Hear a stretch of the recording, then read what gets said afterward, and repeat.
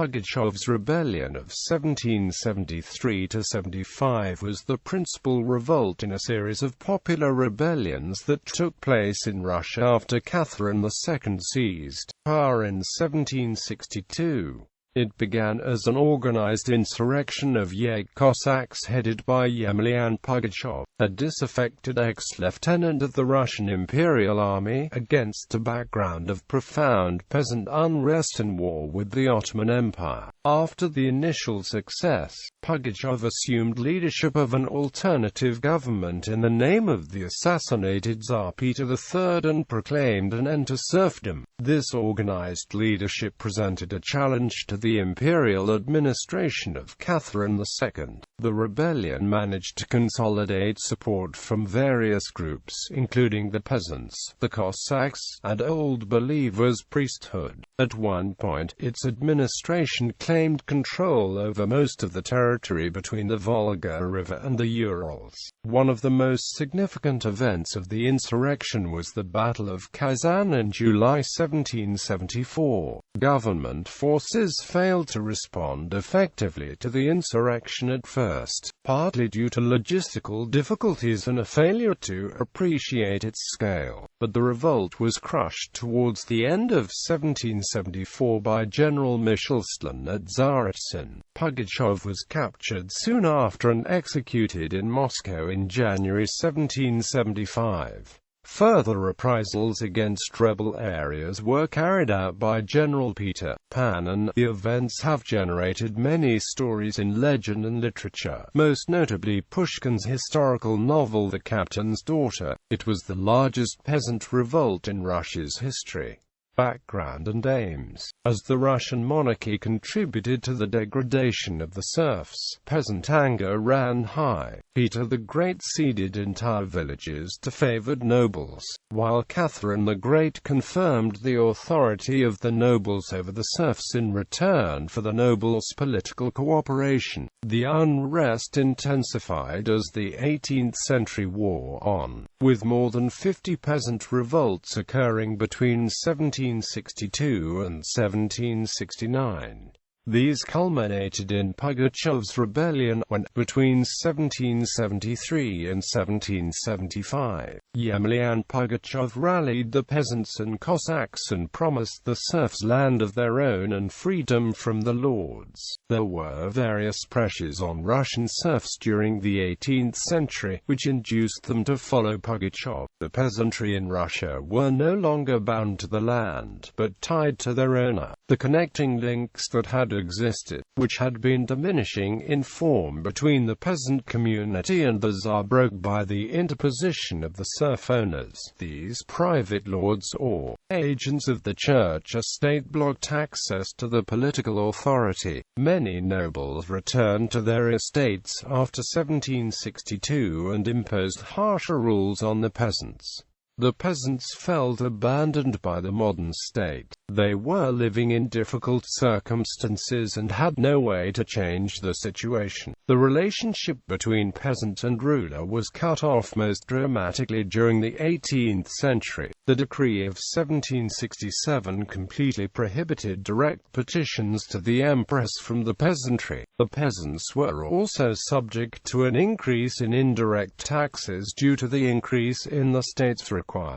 In addition, a strong inflationary trend resulted in higher prices on all goods. There were natural disasters in Russia during the 18th century, which also added strain on the peasants. Frequent recurrence of crop failures, plagues and epidemics created instability. The most dramatic was the 1771 epidemic in Moscow, which brought to the surface all the unconscious and unfocused fears and panics of the populace. Each ruler altered the position of the church, which created more pressure. Peter the Great gave the church new obligations, while its administration assimilated to a department of the secular state. The church's resources, or the means of collection, could not meet the new obligations, and as a consequence, they heavily exploited and poorly administered the serfs.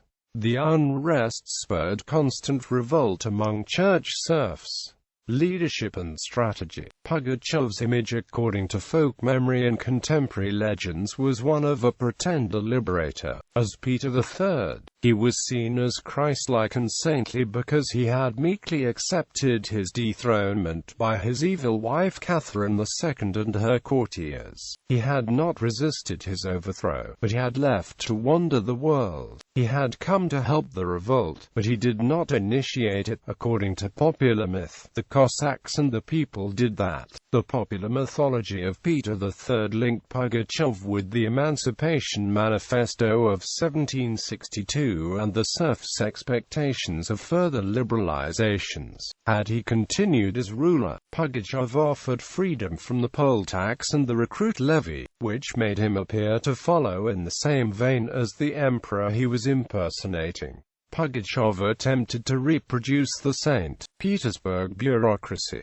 He established his own college of war with quite extensive powers and functions. It is important to emphasize that he did not promise complete freedom from taxation and recruitment for the peasants. He granted only temporary relief. His perception of the state was one where soldiers took the role of Cossacks, meaning they were free, permanent military servicemen. Pugachev placed all other military personnel into this category as well, even the nobles and officers who joined his ranks. All peasants were seen as servants of the state. They were to become state peasants and serve as Cossacks in the militia. Pugachev envisioned the nobles returning to the previous status as the Tsar's servicemen on salary instead of estate and serf owners. He emphasized the peasants' freedom from the nobility. Pugachev still expected the peasants to continue their labor, but he granted them the freedom to work and own the land. They would also enjoy religious freedoms, and Pugachev promised to restore the bond between the ruler and the people, or eradicating the role of the noble as the intermediary. Under the guise of Peter III, Pugachev built up his own bureaucracy and army which copied that of Catherine's. Some of his top commanders took on the pseudonyms of dukes and courtiers. Zarubin Chaika, Pugachev's top commander, for example, took the guise of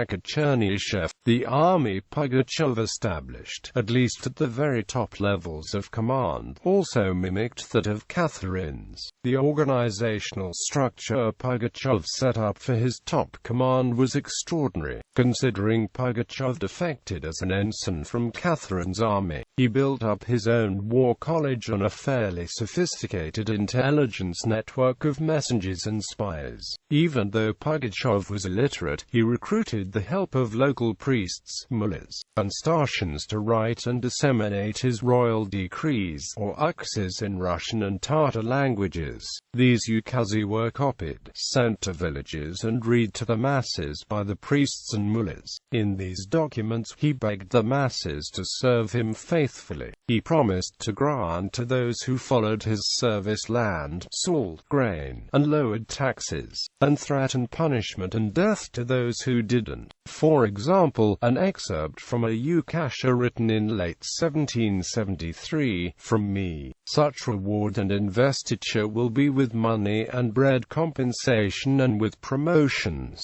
and you, as well as your next of kin, will have a place in my government and will be designated to serve a glorious duty on my behalf. If there are those who forget their obligations to the natural ruler Peter III, and dare not carry out the command that my devoted troops are to receive weapons in the hands, then they will see for themselves my righteous anger, and will then be punished harshly."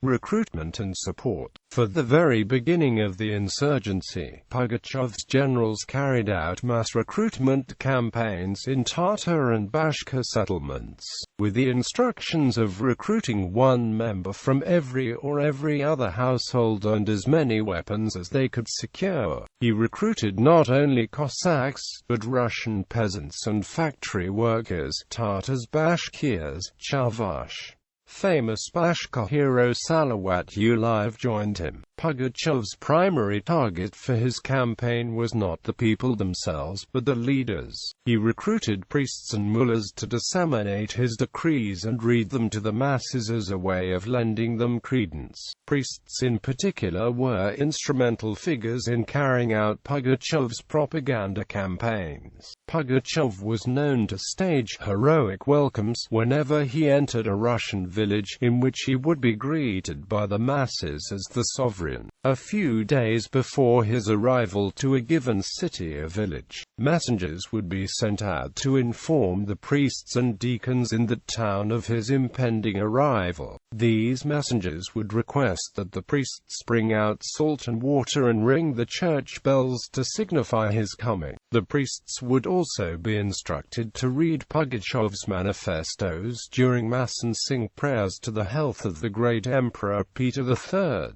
Most priests, although not all, complied with Pugachev's requests. One secret report of Catherine's War College, for example, tells of one such priest, Zuberi, who recruited for Pugachev in church under such orders, believing in the slander-ridden decree of the villainous impostor, brought by the villainous Ottoman Lashkarev. Read it publicly before the people in church. And when that Atman brought his band, consisting of 100 men, to the Baykalov village, then that Zuberif met them with a cross and with icons and chanted prayers in the church, and then at the time of service, as well as after, evoked the name of the Emperor Peter III for suffrage. Quote, Pugachev's army was composed of a diverse mixture of disaffected peoples in southern Russian society, most notably Cossacks, Bashkirs, homesteaders, religious dissidents and industrial serfs. Pugachev was very much in touch with the local population's needs and attitudes. He was a Don Cossack and encountered the same obstacles as his followers. It is noticeable that Pugachev's forces always took routes that reflected the very regional and local concerns of the people making up his armies. For example, after the very first attack on Yask, he turned not towards the interior, but instead turned east towards Orenburg, which for most Cossacks was the most direct symbol of Russian oppression. The heterogeneous population in Russia created special problems for the government, and it provided opportunities for those opposing the state and seeking support among the discontented, as yet unassimilated natives. Each group of people had problems with the state, which Pugachev focused on in order to gain the support. Non-Russians, such as the Bashkirs, followed Pugachev because they were promised the traditional ways of life, freedom of the lands, water and woods,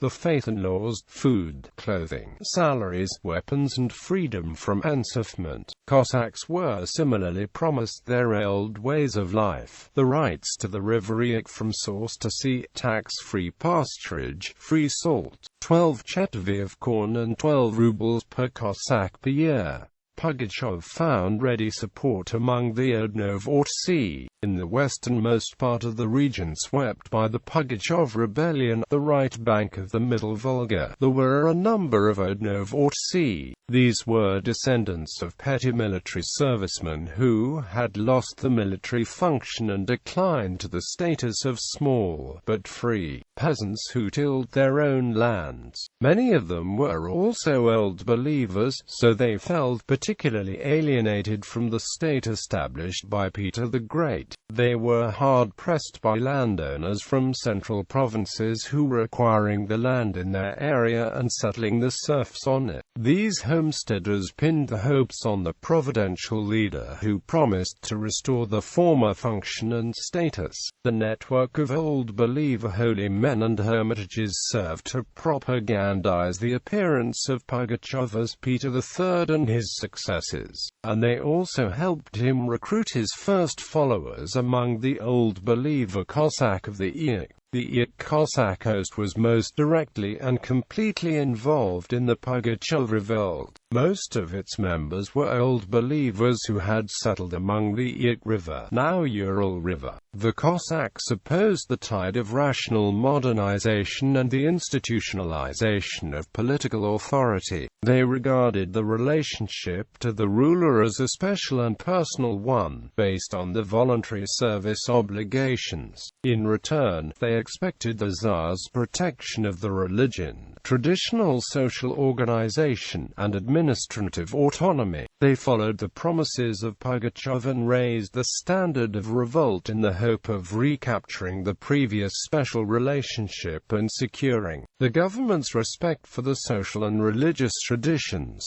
Factory workers supported Pugachev because the situation had worsened. Many state-owned factories had been turned over to private owners, which intensified exploitation. These private owners stood as a barrier between the workers and the government. They inhibited appeals to the state for improvement of conditions. Also, with the loss of Russia's competitive advantage on the world market, the production of the Ural mines and iron smelting factories declined. This decline hit the workers the hardest because they had no other place to go and no other skill to market. There was enough material to support rebellion against the system. By and large, the factories supported Pugachev, some voluntarily continuing to produce artillery and ammunition for the rebels' challenge to the Russian state. In 1773, Pugachev's army attacked Samara and occupied it. His greatest victory came with the taking of Kazan, by which time his captured territory stretched from the Volga to the Ural Mountains. Though fairly well organized for a revolt at the time, Pugachev's main advantage early on was the lack of seriousness about Pugachev's rebellion. Catherine the Great regarded the troublesome Cossack as a joke and put a small bounty of about 500 rubles on his head. But by 1774, the threat was more seriously addressed. By November, the bounty was over 28,000 rubles. The Russian general Michelson lost many men due to a lack of transportation and discipline among his troops, while Pugachev scored several important victories, even killing General Anshev Alexander Bibikov. Pugachev launched the rebellion in mid-September 1773. He had a substantial force composed of Cossacks, Russian peasants, factory serfs, and non-Russians, with which he overwhelmed several outposts along the Yaik, and early in October went into the capital of the region, Orenburg. While besieging this fortress, the rebels destroyed one government relief expedition and spread the revolt northward into the Urals, westward to the Volga, and eastward into Siberia. Pugachev's groups were defeated in late March and early April 1774 by a second relief corps under General Bibikov, but Pugachev escaped to the southern Urals, Baskyria, where he recruited new supporters. Then, the rebels attacked the city of Kazan, burning most of it on July 23, 1774. Though beaten 3 times at Kazan by Tsarist troops, Pugachev escaped by the Volga and gathered new forces as he went down the west bank of the river, capturing main towns. On September 5, 1774, Pugachev failed to take Tsaritsyn and was defeated in the steppe below the town. His closest followers betrayed him to the authorities. After a prolonged interrogation, Pugachev was publicly executed in Moscow on January 21, 1775. Indigenous involvement. Pugachev's Vegretric inspired not only Cossacks and peasants to fight, but also indigenous tribes on the eastern frontier. These indigenous groups made up a comparatively small portion of those in revolt, but the role cannot be underestimated. Each group had a distinct culture and history, which meant that the reasons for following Pugachev were different. The Moldavians, Mari, Udmurts, and Chavars Chuhuiv, for example, joined the revolt because they were upset by Russian attempts to convert them to Orthodoxy. These groups lived within Russia's borders, but held onto the language and culture. During the Pugachev rebellion, these natives responded by assassinating Orthodox clergy members. Because the natives professed allegiance to Pugachev, the rebel leader had no choice but to implicitly condone their actions as part of his rebellion. The Tatars were the indigenous group with the most complex political structure. They were most closely associated with Russian culture because they had lived within the empire's borders since the 16th century. Many Tatars owned land or managed factories. As more integrated members of the Russian Empire, the Tatars rebelled in objection to the poll tax and the military and service obligations. The Tatars were closely associated with the Cossacks and were a crucial part of Pugachev's recruitment efforts. As a group, the Bashkirs had the most unified involvement in the rebellion. The Bashkirs were nomadic herdsmen, angered by newly arrived Russian settlers who threatened the way of life. Russians built factories and mines, began farming on the Bashkirs' former land, and tried to get the Bashkirs to abandon the nomadic life and become farmers too. When fighting broke out, Bashkir village leaders preached that involvement in the rebellion would end Russian colonialism, and give the Bashkirs the political autonomy and cultural independence they desired. The Bashkirs were crucial to Pugachev's rebellion. Some of the memorable leaders of the rebellion, like Salva Julev, were Bashkirs, and historian Alan Bodger argues that the rebellion might have died in the beginning stages were it not for the Bashkirs' involvement. But important to note is, in spite of their integral role, Bashkirs fought for different reasons than many of the Cossacks and peasants, and sometimes the disparate objectives disrupted Pugachev's cause. There are accounts of Bashkirs upset over the lost land, taking peasant land for themselves. Bashkirs also raided factories, showing their aggression towards Russian expansion and industrialization. Pugachev thought that these raids were ill-advised and not helpful towards his cause. While the Bashkirs had a clear unified role in the rebellion, the Buddhist Kalmyks and Muslim Kazakhs, neighboring Turkic tribes in the steppe, were involved in a more fragmented way. The Kazakhs were nomadic herdsmen like the Bashkirs, and were in constant struggle with neighboring indigenous groups and Russian settlers over land. Pugachev tried hard to get Kazakh leaders to commit to his cause, but leaders like Nur Ali would not do so fully. Nur Ali engaged in talks with both Pugachev's and Tsarist forces, helping each only when it was advantageous for him. The Kazakhs mostly took advantage of the rebellion's chaos to take back land from Russian peasants and Bashkir and Kalmyk natives. Historian John T. Alexander argues that these raids, though not directly meant to help Pugachev, ultimately did help by adding to the chaos that the imperial forces had to deal with. The early Volga German settlements were attacked during the Pugachev uprising. According to Daryl P. Kaiser, Kazakh-Kyrgyz tribesmen kidnapped 1573 settlers from colonies in 1774 alone, and only half were successfully ransomed. The rest were killed or enslaved. The Kalmyks' role in the rebellion was not unified either, but historians disagree about how to classify their actions. Historian Alan Bodger argues that the Kalmyks' role was minimal.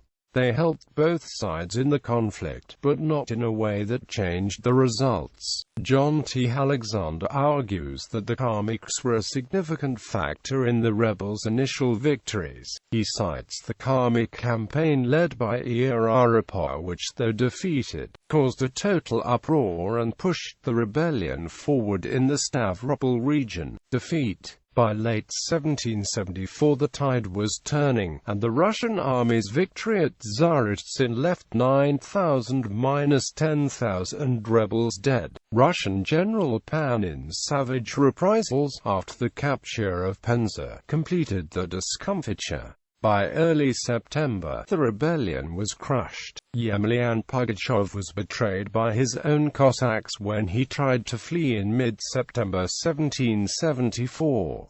He was beheaded and dismembered on January 10, 1775, in Moscow. After the revolt, Catherine cut Cossack privileges further and set up more garrisons across Russia. Provinces became more numerous, certain political powers were broken up and divided among various agencies, and elected officials were introduced.